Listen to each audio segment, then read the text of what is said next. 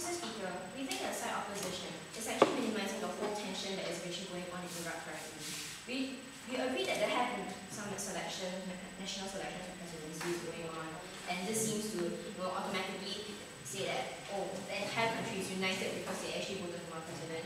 And secondly, he also said that violence has been reduced and there has been the national police force being set up, and this automatically reduces the whole problem of violence. We don't think that is actually true. We think that underground, under all this paperwork, all these news saying that there has been improvement, all this is just trying to minimize the entire situation that is actually going on in Iraq currently. We still see that there are 3 different factions in Iraq. We see that they are still fighting, and this is something that we cannot actually deny. And we think that no matter how much they try to actually minimize the violence that is actually going on, we think that this violence is never going to stop, because basically they absolutely cannot get along with each other. And we think that that whole idea of how they will eventually come to a peaceful resolution is not going to actually work, because we think that all these grudges and all these hatred actually runs very deep. It's not like how Singapore was already merging each other, and how their entire racial tension it's a different issue altogether. We think that in Singapore how they actually got together was because there wasn't any long history of hatred and grudge between them, and we think that long history and grudge actually exists for the Iraqis, ladies and gentlemen. So we see that this is not something that will eventually solve itself, but rather it's going to be something that will continue on until one group has already eradicated the other two and managed to obtain supremacy, ladies and gentlemen.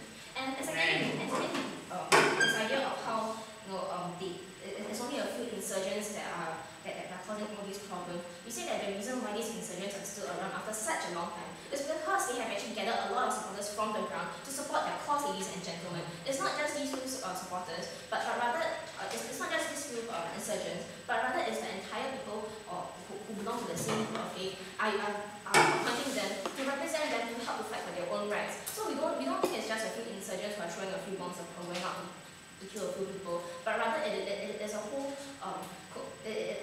force that is fighting against those who are different from them. And third of all, on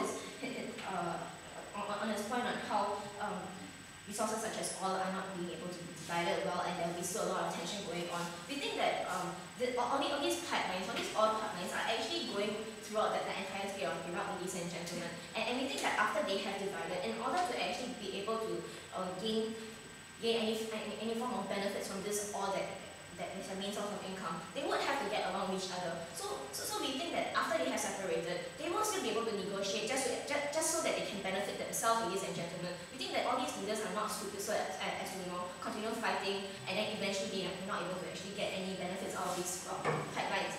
And his point on how these 3 different states will form different national identity, and it will be a very strong national identity, and just because of that, there will be increased tension between these new states. We think that this strong national identity actually contradicts his point on how there will be internal fighting amongst this new state. We think that if there's a strong national identity in a single state, it is actually a good thing. We think that every single country out there, they already have a very strong national identity, like how Singapore and Malaysia, we have very strong different national identity, but then we're not going at each other's throats. We think that after they actually separated and formed their own state and become a singular state with a very strong national identity, we think that this will actually in the end help for them to actually develop on their own, and they will form other relations with their neighboring countries. Now, having got the puzzles, I will now go on to my subsentence on how it will actually benefit Iraq and as well as its neighboring state. On how it will actually benefit. Yes, if I go on. If the states can negotiate over resources, when they're separate, why can't they negotiate over resources when they're not separate? Thank you, sir. Actions among states. Yes, sir. Right now, they're unable to actually gain any form of agreement. It's because they are fighting over their own territory. If they're fighting over their own territory now, they would have no incentive to actually go and discuss about other things such as economic improvements when they have not actually dealt with their own state and their own line. And that is the reason why they are able to actually get along with each other, because they are being forced to live together when they actually don't want to. So now back to my point on how it actually benefits the people within the state.